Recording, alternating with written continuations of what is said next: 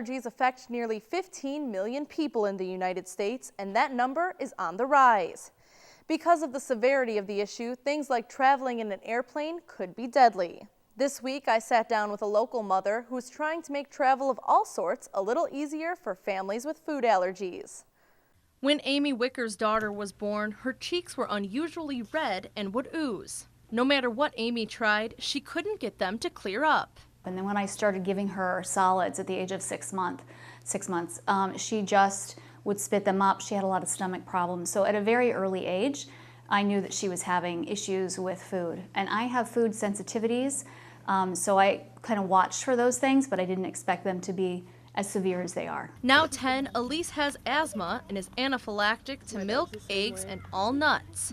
Meaning if she comes into contact with those substances, airborne or physically, the results could be life-threatening. The symptoms tend to be very dramatic with food allergy.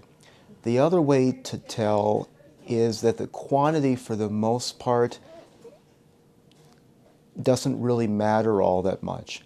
What I mean is that a very small quantity of a food, for example, nuts, can cause very severe symptoms for people who are sensitive.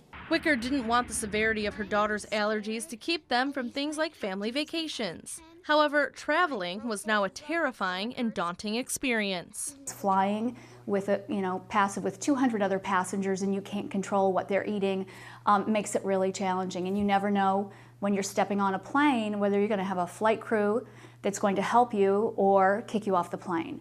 And my daughter has had an airborne reaction to nuts on a plane before, and there is really nothing worse than being 35,000 feet in the air, smelling nuts, and then seeing your child start to have a reaction on board the flight.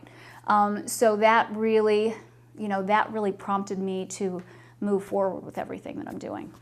She produced an award-winning short film on the topic and most recently created AllergySafeTravel.com, a resource for parents just like her who strive for safe travel for their families. Every time I was planning a trip, I would go online, I would spend hours researching things. And I kept thinking to myself, how many other parents, how many other people are doing the same thing? Wouldn't it be great if we had a repository for all of this information? So I decided to launch Allergy Safe Travel, and it's an online travel resource for individuals with food allergies. We have a lot of advocacy, educational outreach efforts, and we're working pretty closely with the airlines, trying to get them to understand the challenges we face when we fly. The response to the site has been positive, but Wicker hopes that one day resources like these aren't needed, something Dr. Smart says researchers are working on for the future. In the next 2 or 3 years, there will be a patch for the peanut allergy, and it's going to be specific for certain age groups.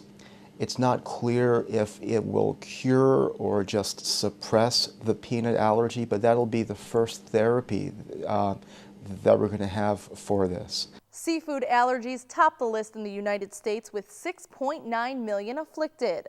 Peanut allergies second, affecting 3.3 million.